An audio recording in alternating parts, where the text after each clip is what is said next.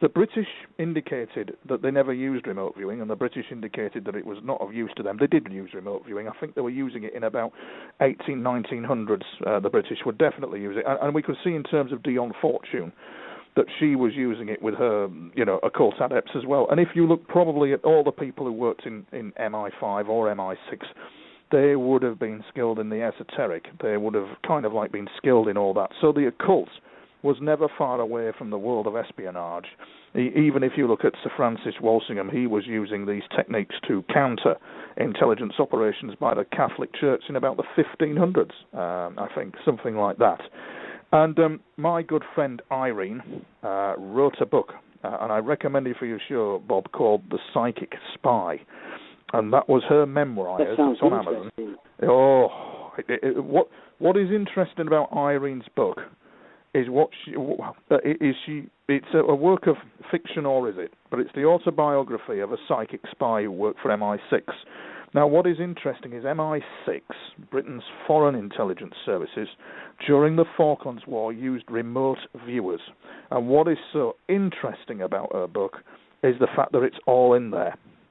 And you won't see that on the internet up in lights either. So what we're looking at is stuff your listeners will not even know of, that's kind of like a bit hidden from view, but needs to be looked at in order to build a picture. And that's what I was doing, Bob. I was building a picture of what was happening to me in terms of UFOs. I wanted to see these kind of psychic espionage programs had answers for me. I could understand. They unlocked certain things for me so that I could understand what was going on.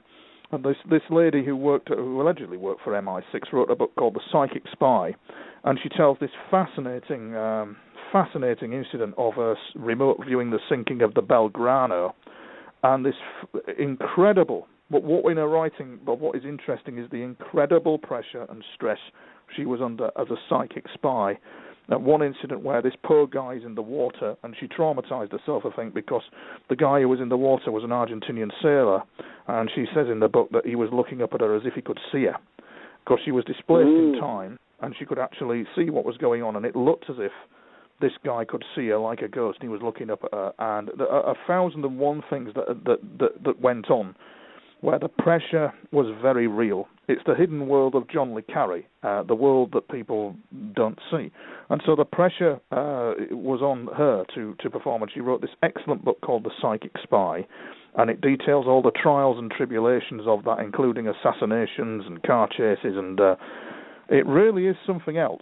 And I think it takes tremendous courage to realise that. I mean, she even, as I understand it, during one remote viewing session, she even predicted the incident of Sir Galahad and the kind of when they were in that cave area. We're in San Carlos Bay, were they?